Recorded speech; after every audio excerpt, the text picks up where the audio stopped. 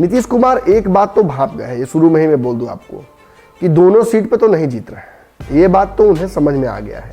दूसरी बड़ी बात जो उन्हें समझ में आ गई है वो ये कि एनडीए कहने के लिए एनडीए है कागज पर, एनडीए है नहीं। जब पूरा तामझाम हुआ, सारी व्यवस्थाएं की गई, इतना पैसा झोंका गया, कोई नाव से कोई हेलीकॉप्टर से, हर चीज का उपयोग किया गया, सभी पार्टियों ने अपनी ताकत झोंकी, बड़े बड़े स्टार प्रचारकों को लाया गया, लेकिन फिर भी वोटिंग परसेंटेज कम रह गया। लेकिन तारापुर के बारे में खास बात यह है कि तारापुर में सवर्ण कुछ हद तक फैसला कर देते हैं। भाजपा के नेताओं ने कभी प्रयास ही नहीं किया साफ तौर पर ये कहने का, क्योंकि देखिए चुनाव से थोड़े दिन पहले, एक दो दिन पहले, एक रात पहले जो एक मीटिंग्स होती है, मैंने आपको बताया था कि कैसे वैश्य समाज एकजुट होकर वोट करता है। वैश्य समाज ने साफ तौर पर यह तय कर लिया कि राजद को ही वोट करना है। उपेंद्र कुशवाहा निश्चित तौर पर आज जदयू के साथ चले गए हैं और कुशवाहा जाति का जो राजनीति है, जो लवकुश समीकरण है, इसको साधने के लिए नीतीश कुमार प्रयास कर रहे हैं, लेकिन ये शुरुआत ही नहीं हो पाई है इस राजनीति की। अगर मान लीजिए एक तरफ क्या कि कांग्रेस ने भी प्रत्याशी यहाँ से दिया है और ये यहाँ से चिराग पासवान ने प्रत्याशी दिया है, लेकिन वोटिंग परसेंटेज 5% पिछले बार से कम हो गया। ये साबित करता है कि सवर्ण जो प्रत्याशी हैं, सवर्ण जो वोटर्स हैं, वो बहुत ज़्यादा एग्रेसिवली बाहर नहीं निकले हैं। यानी सवर्ण वोटर अगर वैश्य समाज के प्रत्याशी को देखकर चुप हो गए। क्योंकि तारापुर में देखिएगा बहुत ज़्यादा किसी ने भी बहुत मेहनत नहीं की, केवल वहाँ तेजस्वी यादव को छोड़ दिया गया। जीत को लेकर बहुत निश्चिंत भी थे, इसीलिए तेजस्वी यादव की तरफ से वहाँ माहौल बनाकर छोड़ दिया गया, ताकि तेजस्वी यादव अगर जीते तो वो पूरा का पूरा क्रेडिट तेजस्वी को मिले। नीतीश कुमार यहाँ से इसलिए भी अपने आप को मजबूत मानते हैं क्योंकि उन्होंने कुशवाहा प्रत्याशी उतारा भी था, लेकिन सारा गेम पलट दिया यहाँ से राजद ने वैश्य समाज के प्रत्याशी को उतारकर।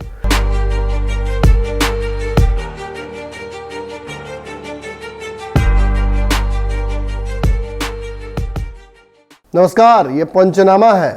पंचनामा में क्या होता है ये तो आप बेहतर समझते हैं, लेकिन आज जो पंचनामा है वो थोड़ी अलग इसलिए भी है क्योंकि आज हम जनता ने जिस तरीके से वोटिंग ट्रेंड्स दिखाए हैं इन दोनों तारापुर और कुशेश्वर स्थान की सीट पर, उसके आधार पर सबसे पहला विश्लेषण लेकर आ रहे हैं।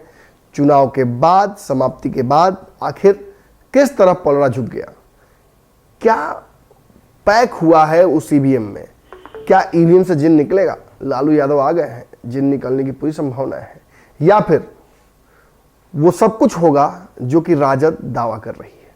दावे तो अन्य पार्टियां भी कर रहे हैं। कांग्रेस कह रही है कि दोनों जगहों पर हमने खेला कर दिया है। चिराग पासवान जीत का दावा कर रहे हैं। नीतीश कुमार ने कहा कि छोड़िए सब बात पे, हम नहीं पढ़ते हैं, हम रिजल्ट लाते हैं। और अब रिजल्ट जब आने वाला है तो जैसे स्टूडेंट को बेचैन धर लेती है, वैसे ही बिहार के सारी पॉलिटिकल पार्टी को बेचैन धर ली है। नीतीश कुमार एक बात तो भाप गए हैं, ये शुरू में ही मैं बोल दूं आपको, कि दोनों सीट पे तो नहीं जीत रहे हैं। ये बात तो उन्हें समझ में आ गया है। दूसरी बड़ी बात जो उन्हें समझ में आ गई है वो ये कि एनडीए कहने के लिए एनडीए है कागज पर, एनडीए है नहीं।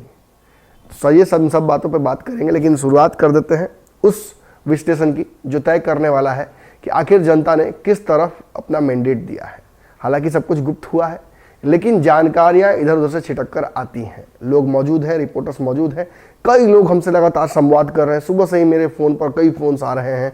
लोग कह रहे हैं कि हमने दबा दिया, हमने चुपचाप कर दिया, हमने सरेआम कर दिया। बहुत सारी बातें हुई हैं, उन सब का निचोड़ भी लाया हूँ। और साथ ही साथ जो डेटा, जो आंकड़े लगातार जाहिर किए जा रहे हैं, जो अलग अलग प्लेटफॉर्म्स पे आ रहे हैं आंकड़े, उनको भी एनालाइज करने पर ये समझ में आ जा रहा है कि कहाँ से कौन जीत रहा है। कम से कम इस बात का आभास तो हो ही जा रहा है। हालांकि बहुत दिन नहीं है, 2 तारीख को ही रिजल्ट्स आने हैं, ऐसे में समय बहुत ज़्यादा नहीं है। लेकिन उससे पहले भारत लाइव और पंचनामा का जो एग्जिट पोल है वो मैं आपको बताने जा रहा हूँ। तो शुरुआत करते हैं, तारापुर से शुरुआत करते हैं। तारापुर वो सीट जिसे मैं स्पष्ट तौर पे आपको मैंने बता दिया था, कल भी आपने देखा था 2 जो पार्ट में मैंने पंचनामा किया था तारापुर कुशेश्वर स्थान का, उसमें मैंने आपको बताया था कि चुनाव से पहले एग्जैक्टली जो मिजाज वोटरों का क्या है। बहुत सारे लोगों ने इत्तेफाक रखा, बहुत सारे लोगों ने कहा कि फ़ोन आया मुझे तारापुर से, लोगों ने कहा कि हाँ आप बिल्कुल सही कर रहे हैं, चौक चौराहे पर जो चर्चाएं हो रही हैं वो ऐसी ही हो रही है। तो देखिए, आप ही दर्शक हमारे लिए कान और आँख का काम करते हैं। हमारे 50 रिपोर्टरों की टीम नहीं है जो पूरे बिहार में घूम रही हो। हमने बहुत माइन्यूट डिटेल से, जो लोग हमसे बात करते हैं, हमारे दर्शक हैं, उनसे हमने बात की, हमने क्रॉस वेरीफाई किया जब किसी ने कोई दावा किया तो, और उस आधार पर हमने वो आपको बताया कि कौन कहां से मार्जिनली आगे लग रहा है फिलहाल। जो बातें हमने कही उनमें से कई बातें तो आज सत्यापित आज ही हो गई और कुछ बातों को लेकर संशय बना हुआ है जो कि 2 तारीख को स्पष्ट हो जाएगा। तो कुछ हद तक तो मैं अभी थोड़ी देर में ही वो संशय स्पष्ट कर दूंगा, लेकिन बाकी का 2 तारीख को होगा। शुरुआत करते हैं तारापुर से। मैंने आपको बताया था तारापुर के बारे में कि यहाँ पे कुशवाहा मतदाता जीत हार का फैसला तय करते हैं।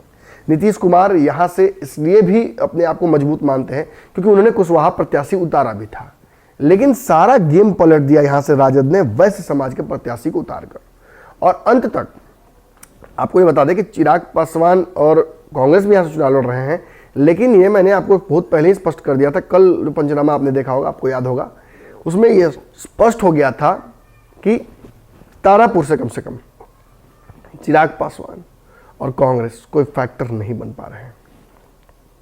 अब ये उनके समर्थकों के लिए बुरी खबर हो सकती है, लेकिन जदयू और राजद के लिए बहुत अच्छी खबर है।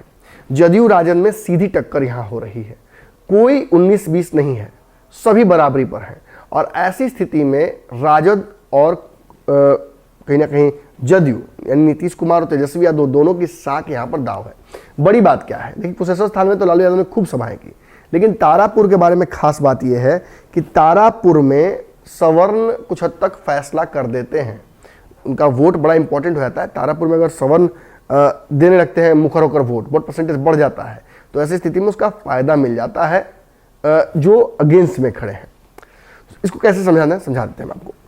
देखिए तारापुर में यादव, कुशवाहा और वैश्य मतदाताओं की संख्या ज़्यादा है, सवर्ण मुस्लिम भी उसी रेशियो में हैं, उसके बाद बाकी जाति के लोग आते हैं। अब कैंडिडेट देख लीजिएगा, जदयू ने राजीव सिंह को दिया था, चंदन कुमार को लोजपा ने दिया था, राजेश मिश्रा को कांग्रेस ने दिया था। तो जो वोट है ना वो शिफ्ट करने की कोशिश की गई सवर्णों की बाकी लोगों के द्वारा, लेकिन यहाँ से कुशवाहा मतदाता उतारकर जदयू ने एक बड़ा दांव कर दिया था, और जिसकी वजह से लग रहा था कि ये जो सारे वोटर्स हैं जो पिछड़ी जाति के या ओबीसी के, ये कुशवाहा की तरफ शिफ्ट हो जाएंगे, लेकिन ये हो नहीं पाया। क्यों? क्योंकि एनडीए के वोट बैंक में कुशवाहा फैक्टर नहीं है। उपेंद्र कुशवाहा निश्चित तौर पर आज जदयू के साथ चले गए हैं, और कुशवाहा जाति का जो राजनीति है, जो लौकुश समीकरण है, इसको साधने के लिए नीतीश कुमार प्रयास कर रहे हैं, लेकिन ये शुरुआत ही नहीं हो पाई है इस राजनीति की। और इसका ये टेस्ट जो कहीं ना कहीं नीतीश कुमार देने गए हैं, तो बिना सिलेबस पढ़े हुए गए हैं। और ऐसी स्थिति में मैंने आपको बताया था कि पूरी तरीके से जो ये मामला है वो झुका हुआ नजर आ रहा है तेजस्वी यादव की तरफ। एक और बात बता दूं आपको कि वोटिंग परसेंटेज कम हुए हैं, ये आपने सुना होगा। ट्रेंड जरा सुन लीजिएगा वोटिंग परसेंटेज का, वो जो बहुत जरूरी है। 2015 में 52.66% वोटिंग हुई थी, 2020 में वो बढ़ी 55.08%।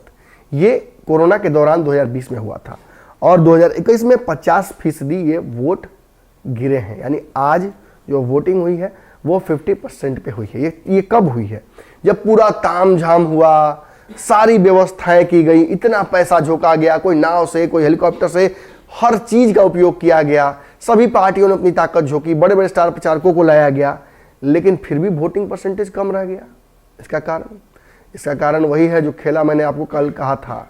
अगर पंचनामा के उस एपिसोड का आपने नहीं देखा तो देख लीजिएगा, लेकिन जो नहीं देख पाए उनके लिए मैं बता दूं, हालांकि उस वीडियो को लगभग 30,000 लोगों ने देखा है नए चैनल पर, लेकिन फिर भी आपको बता दूं कि इस जगह पर तारापुर में भाजपा के नेताओं ने खास तौर पर चुप्पी साध ली। यानी तारापुर के गणित में भाजपा का वोट बड़ा महत्वपूर्ण था। क्यों महत्वपूर्ण था समझिएगा, क्योंकि यहाँ से वैश्य समाज के मतदाता ज़्यादा हैं, यहाँ पर सवर्ण मतदाता ज़्यादा हैं, यहाँ यादव और कुशवाहा संख्या भी ठीक ठाक है।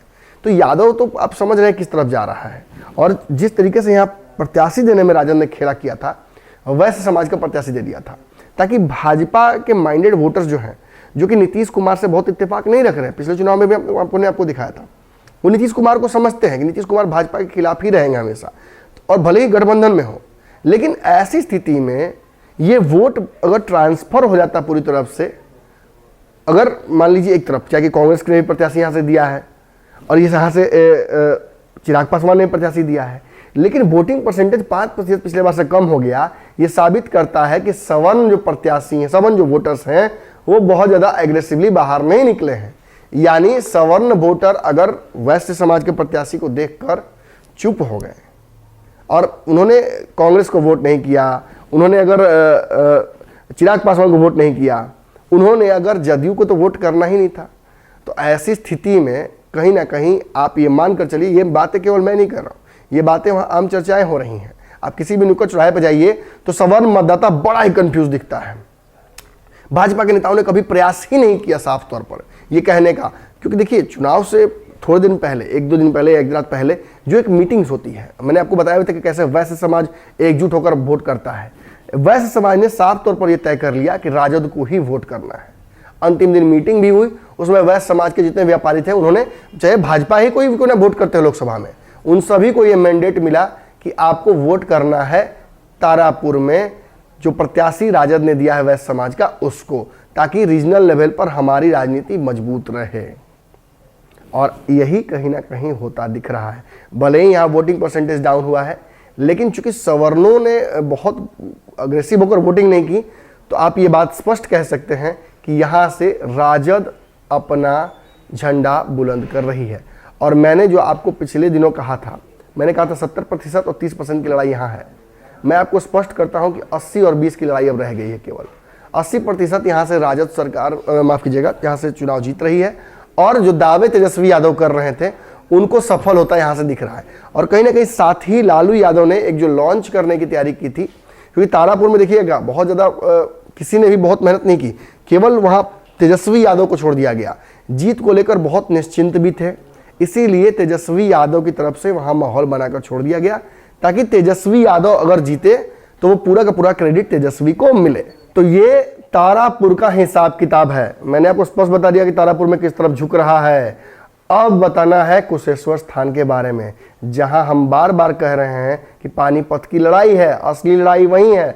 और वहीं पर असली लालू यादव का भी फोकस था, वहीं पर कांग्रेस ने पूरी तैयारी कर रखी थी, और वहीं पर जदयू ने कैंपिंग करा रखा था संजय झा को, और भाजपा वहीं पर थोड़ा सा ईमान हल्का कर दी नीतीश को लेकर। क्या है पूरा मामला, कैसे कुशेश्वर स्थान में किसकी तरफ बढ़ रहा है मामला और कौन जीत रहा है, इसका पूरा निचोड़ आपको दूंगा, लेकिन इसमें नहीं, अगला वीडियो में। अगला वीडियो जो आ रहा है पार्ट 2 इसका, वो देखिए। उसमें कुशेश्वर स्थान की वो सारी डिटेल्स दी गई हैं, पूरे दिन चुनाव में क्या कुछ हुआ, कैसे ये मामला पूरी तरह से शिफ्ट हो रहा है, खासतौर पर उस पार्टी की तरफ जो पार्टी अनएक्सपेक्टेडली यहाँ आई और अब जीत के कगार पर है।